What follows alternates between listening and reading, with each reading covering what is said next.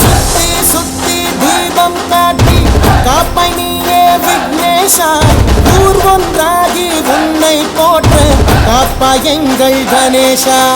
கணபதி அப்பா மோதகா மங்களமூர்த்தி நாயகா. மக்கள் கொண்டாடும் நாளில் இங்கே தானாய் வந்தாயே மோசிகா.